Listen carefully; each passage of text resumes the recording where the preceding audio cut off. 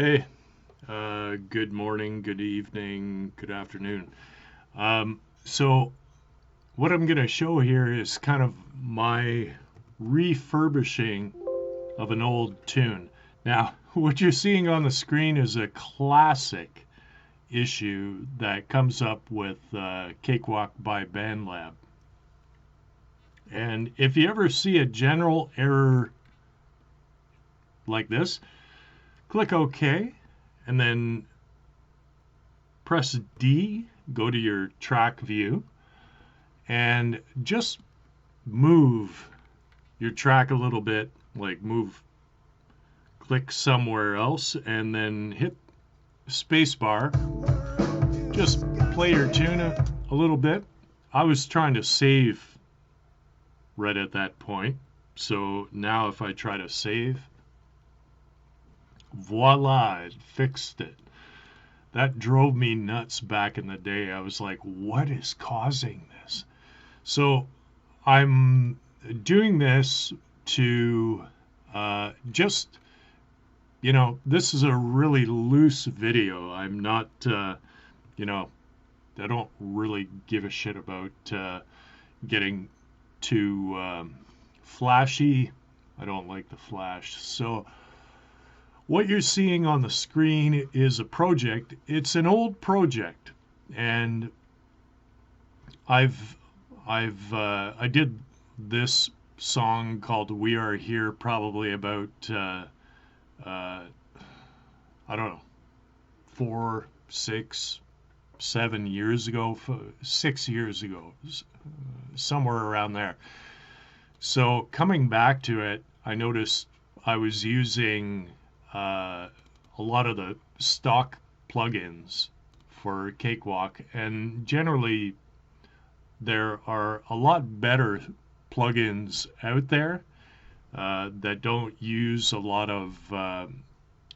a lot of resources from your computer. So I had like compression in here and et cetera, and these were all turned on, and the whole component was turned on, and so I went in, and you can kind of see the outline here where I was using the EQ on this, and I don't use that EQ anymore. I've already kind of started on this project. I've started adjusting it. So I used to have one called VX64. Oh, geez. You can even see I turned my master further up than the standard 0. So here's a good example, like tape, all the stock plugins for Cakewalk. I just right click them and remove them. Remove. Well, you have to have something, a plugin to replace them, right? So, yeah, I used I used to do things entirely different. So, um, on all of these buses, I have compression. I removed that. The EQ you can't remove. I don't think you can. No, you can't. And so I have that kind of crap on a few of these tube. Here's another one. And whether I used it or not, I'm just cleaning stuff up. So that one looks good. That's good. This one's looking good. If you see all the lines, it's not enabled like this. So you're not being affected by that EQ. And these are, oh, here's some more.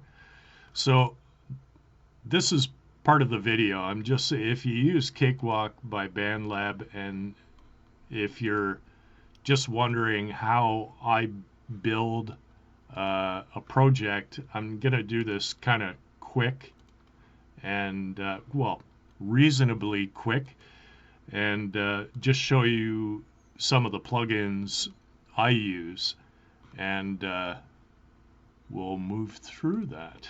Let me just clear the buses.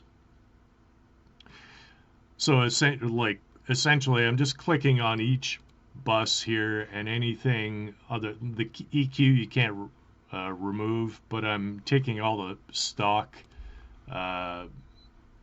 plugins out, and I'm just right clicking up in the bar of each. Right click, remove. Okay, we're good. Another thing I was using previously was Sinitus Phase, which is one of the stock plugins. I just toss it. I don't. Reverb is, I believe, I don't think they're associated with Cakewalk anymore. I'm not sure. Somebody could probably correct me on that. But it's an excellent reverb. It is superb. Like if you open it up here, that's what it looks like. And it says Cakewalk up here, but I think they've actually moved past Cakewalk. This is an older project, so I have it looks like the plugin is still functional, which means I guess Reverb is allowing this to occur, but it's a good plugin, and if you can use it for reverb, I recommend it. Okay, so essentially what I have already done is these were all blank, except for a few things that were still in there, reverb and guitar rig to get particular tones. This one, probably going to toast that. And I use Fab Filter religiously. I mean, it's one of the best companies out there for plugins. Very light on resources, and you know, you can go to town in this thing. You can use it in all sorts of different ways. So I generally do a round out for most buses. I do around 100 hertz, and I put a little dip in there at about near 200, just not too much. That doesn't apply for bass or keys, which have different spectrums or a breadth of tones, frequencies. Same with drums. So we'll see that. So in the project, you know, you adjust as you will, but everybody has to take into account how much resources they have on their computer. And you can only use so many plugins. And I've had it endless number of times, even though my computer, it's a number of years old, but it holds its own and it can kick ass. So it's an older gaming computer, and that's what I generally use. If I ever buy a new one, I will always go towards a gaming computer because they're the high-end video. You need video as well as the audio, but the audio is external. If I could show you, you know, the audio interface, there has to be the buses within the computer need to be super fast. And so let's kick at this. So I have a whole bunch of plugins, and it looks like daunting. Oh geez, he's got everything. But there was a point where I was checking out different plugins and trying to find ones that I liked, and I had no idea. I didn't know what the hell I was doing. And the more I delved into it, the more I found ones that really worked. If you want a overall package of plugins, I would recommend Waves, because they have these packages like gold or platinum, and you can just get tons of features through those. Then you can just kind of work with that. Um, so I I like the old sound. I kind of like the 60s kind of sound. I like the warm kind of vibe, kind of tone in my music. And the emulations in these plugins are well done. I mean, they really have a good earthy kind of tone depending on how you use them. I mean, this is the thing about mixing is it's infinite. So your ideas become something unique very quickly, right? So under dynamics here, uh, on my main, on my master, I generally put a bus. Sorry, a just a compressor and a mix bus compressor, I guess is what they call it. And it gives that little glue thing they talk about, and it smooths out the sound. And everything is about subtlety. Sometimes you don't want subtlety, but if you're trying to get a good mix, you want to get into subtlety and use plugins in a discreet way. So I want a slow attack, so I put it up to 10 here. 10 milliseconds, I want it to release very quickly. I'm not looking to compress the shit out of it. And my attack, I want a soft knee kind of vibe here, so I put it down to 2. So that's on my my master. So it just kind of smooths everything, gives a little bit of gloss. I create buses for every group of different instruments. So I have drums. This I use for straight drums, the main beats, and drums too. I generally use for creating variation or for tracks that have variations or a crash or any other percussion.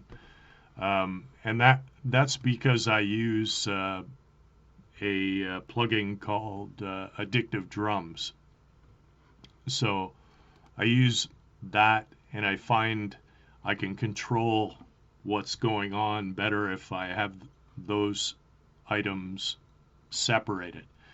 I haven't put anything on these tracks, but I can tell you right now, generally what I would do is I would take the EQ, say I have the EQ over here, right? And it's set up for a vocal. And I can hold down Control and click and drag a copy over here. But this wouldn't be what I would want on that track tone-wise, EQ-wise. Drums are far more dynamic, so I tend to pull it down. Anything generally below, unless you're getting into the, heavy-duty bass kick kind of sound, like I tend to drop things off. I cut it off at around I don't know, 30, and that dip, it's generally I use it to try to subdue harmonics. So it's sitting there waiting for me to. I just use it as I please. I create new ones as I please. And Fab Filter, fantastic. If I want a little bit of high end, I can, you know, etc., etc. So I put those in and hold down Control, click and drag, put that on my drums. So those aren't taken care of. Um, a lot of what you're doing when you're mixing is about uh, testing, and it's about experimentation. So I've noticed I like this. This is from Waves, and it's an emulation of the LA 1176 compressor, and I love it because it just gives a really kind of oomph to the drums. And for me, I generally will take a preset. I take overheads. Let's go with that. And then I adjust it accordingly as I'm listening. So it's got a long release, and the attack is very mild, so it's not overdone. Obviously, being overheads, you don't want it extreme. So I put that in, and it really kind of brings out the drums. It depends, because I haven't listened to this song in... so let me just turn that up. So if I disable that... Oops, sorry. Ha! I didn't actually... I was fiddling around earlier. Okay, now it's on the bus. Okay. Then I disable it. Very subtle.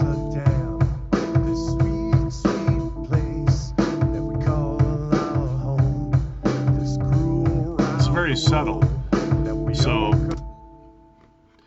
you have to kind of keep that in mind when you're mixing. It's always about the subtleties. You want to keep it, you know, don't get all extreme. Layer it and make sure that you're keeping in mind how many plugins you're using and how much resources you have on your computer to be able to do what you're doing.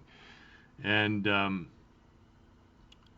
yeah, so I'm going to hold down Control and click and drag, and I want to put that one over as well onto the backup, or any variations and crash and stuff like that. Levels over here, I have no idea what I'm going to be doing yet.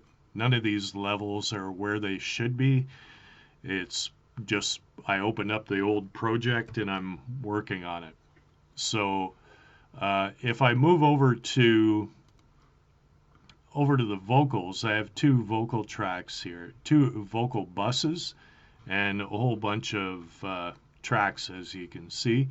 And I added, just a little while ago, I added some plugins, the EQ, and this is kind of like the standard. I'm just gonna have a drink of beer because it's goddamn Friday and I've had a rough week, so get off my case. So this is kind of a standard. I generally do this around, 75 slope. I think it's 75. Let's check that. Hold on. 48 dB. And I put a little bit of a dip, little attenuation around 180, around that. And that generally subdues some of the harmonics that I've heard in vocals, but that's my vocal. So you have to play around with it. And as I start mixing, I might, bring in some mid, or I might drop it down. It depends on what you're trying to do, how crappy your vocal was, what it sounds like, what mic you were using at the time. There's a whole bunch of different factors. So this This is what I love about mixing, because the end result is a lot of work of trying to hear the right things. And also, I don't just put on my headphones and just start listening right away. What I'm trying to do is get down some fundamentals, and I put it through my speakers.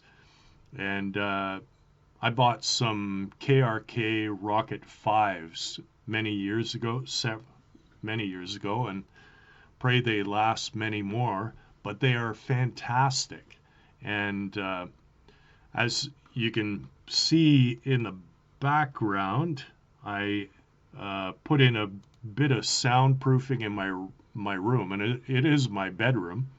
Girlfriend doesn't like that, but no, she's cool with it. But yeah, I subdued some of the resonance in the room, and I found you're not supposed to do it wall to wall. You have to be careful how much you do with regards to just putting that kind of foam, whatever you'd call it. But yeah, just subduing sound waves in your room. So you have to be kind of careful about that if you ever go in that direction. But it does help, and you can really kind of subdue uh, certain tones, frequencies from just bouncing off of everything. And that really does help when you're trying to just sit and listen, because otherwise things get skewed, right? So if you can't afford getting those, they're not expensive, getting those little foam tiles, but you don't want to overdo it. And that's the big thing. There's lots of videos online about that.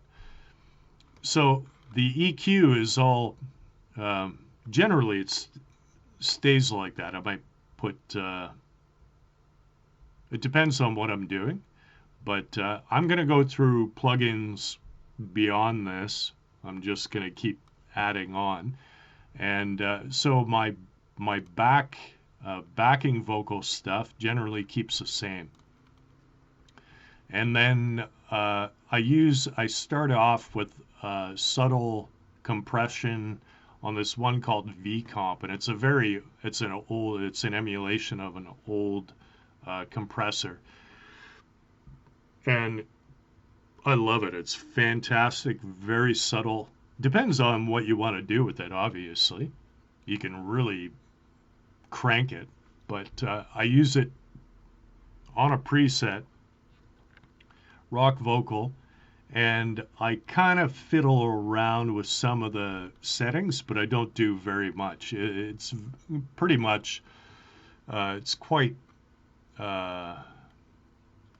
automated, like it's meant to keep it non-complex. So I don't get into attack and release. I just let it do the auto, and I like the settings. So I generally put that on both of these tracks, but I changed the preset. And here's the thing, right? Here's how crazy fun mixing can be, because you might be, after a while, you might be going, well, okay, I want some compression on my vocals, but I want some kind of oomph on it. And you might go over and look at the presets and go, well, why don't I put an electric bass on that, a preset for a bass on that vocal, and see where it goes. This is how infinite it is with trying to mix, and it's fantastic. Just gonna Control S and save things. Okay, so I'm not sure about the guitar. I don't even know. Oh, okay. So I don't have the guitars on a bus. I'm leaving them off of the bus, and I'm using Guitar Rig. And I generally will hold down the control key, and then I'll just click and drag an EQ over to a track that I'm about to mix. So this might need to go down a bit further, but I leave it kind of level as a standard cut, and it'll be used later. But it does help on the sound.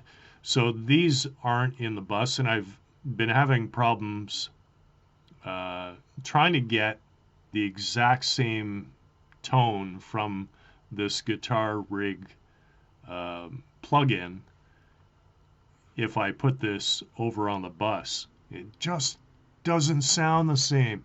So anyways, these two tracks here are clapping, and I put some reverb on those, and you adjust it, you play around with it, yada yada. I took these off because I'm just going to right click these and delete them. Don't want them in there.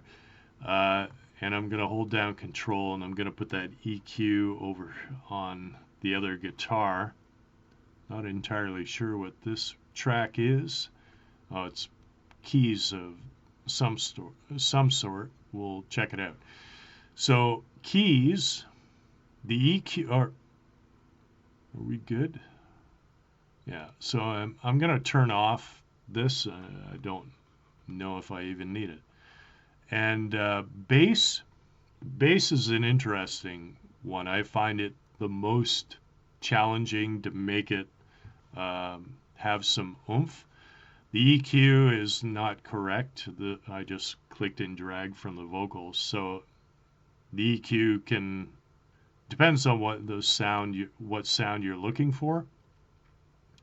But I generally try to just around 100 hertz, around there. I put a slope in, attenuation, and then there's the old thing which every mixer has to handle, is how far do you want the bass to integrate with your kick drum on your drums.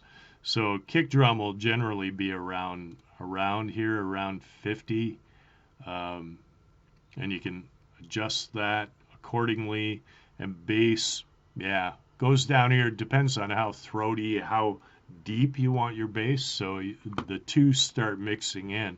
If you're doing EDM or rap, you need to keep in mind that you might need God, now the word evades me because I don't use it very much, but you need to trigger your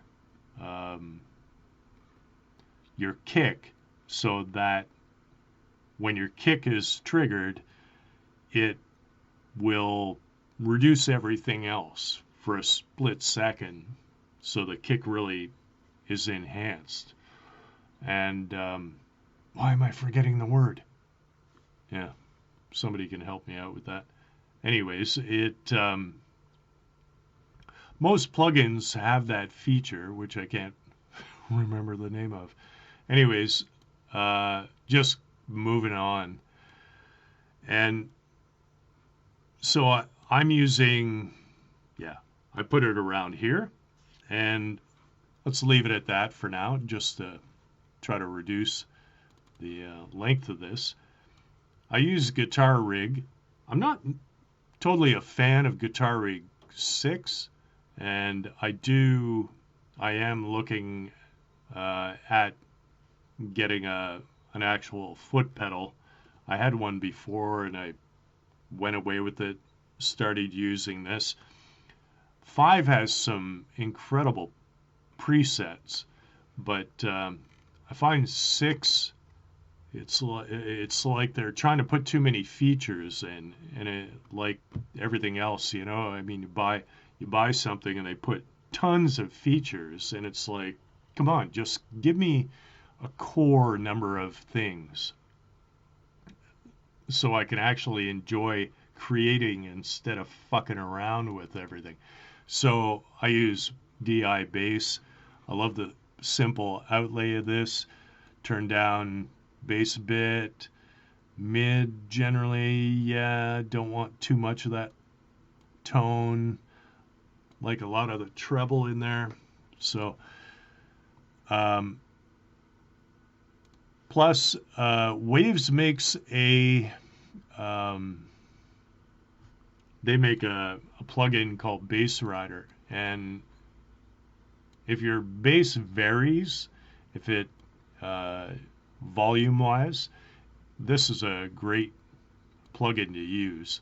I don't know if I have any bass at the start. No. Hold on. Let me just.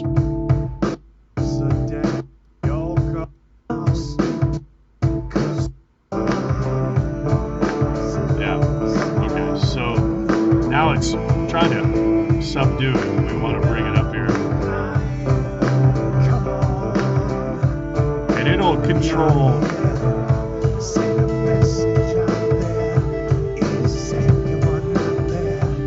Good enough for now, but it'll try to control the level for you and make it quite level. It does a really good job. And there's one for vocals which I add, which I forgot to mention. So I go down here to vocals, vocal rider, and same gist. It's more a trick about knowing where you want that target to be.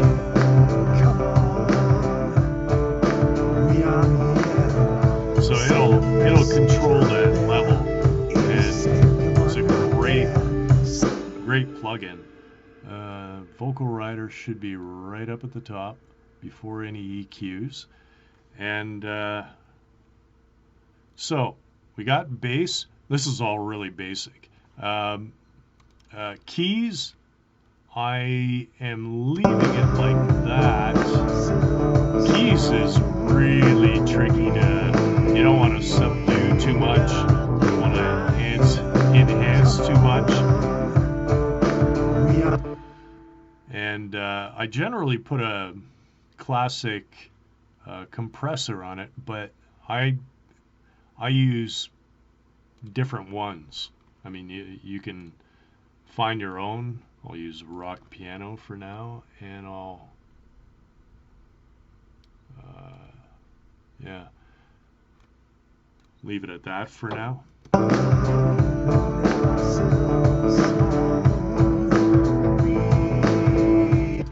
Okay, so there's another one from Waves. I'm just gonna, this video could go on for ages here.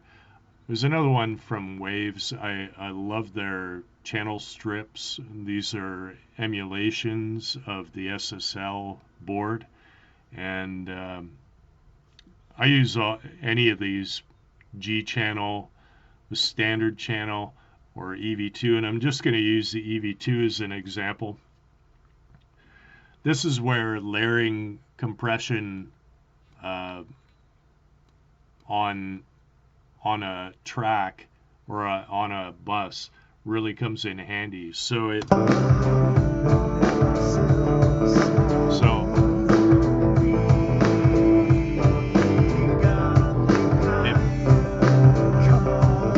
gives you a ton of different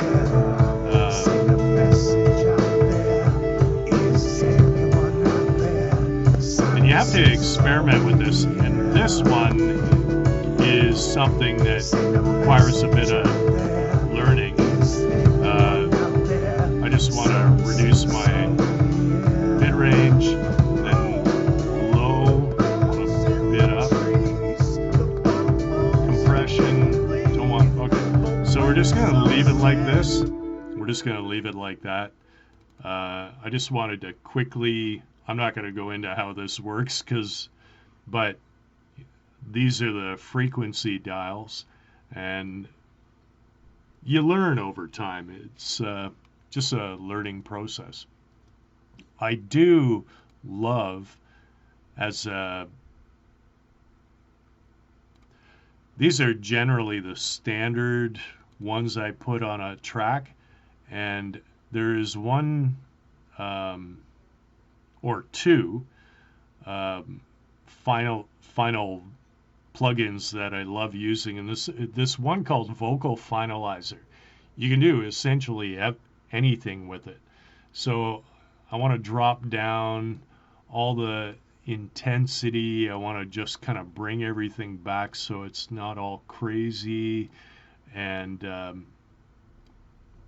but it really brings out the tone. You can use it.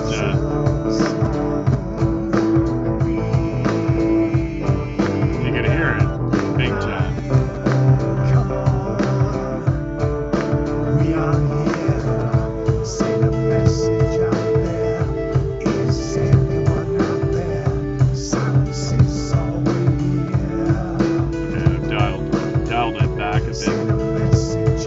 Because I dial it back because that's the way I like it. I don't want to have too much effects on everything. Another one that I use are the Soundtoid ones. And Microshift I find is awesome because I generally dial it around there. I take the detune, delay, and just gives it a bit of breadth, and it does it the best. So this is where you start running into, I'm just going to skip the reverb on this, but this is where you run into more and more resources, right? Because I want to put, I don't generally do any fancy stuff on the backup vocals,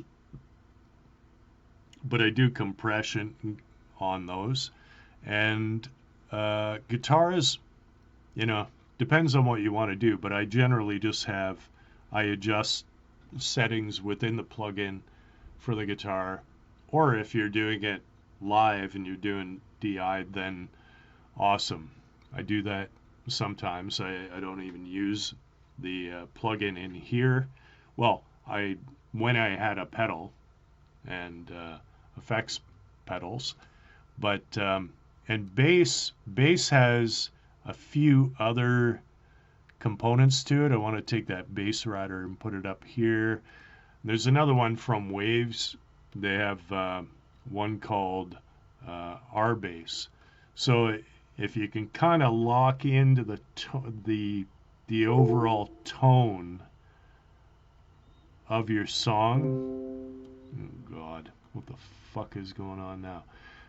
Yeah, overall tone, you can, oh, that's my external hard drive here, and you can put that in there, and then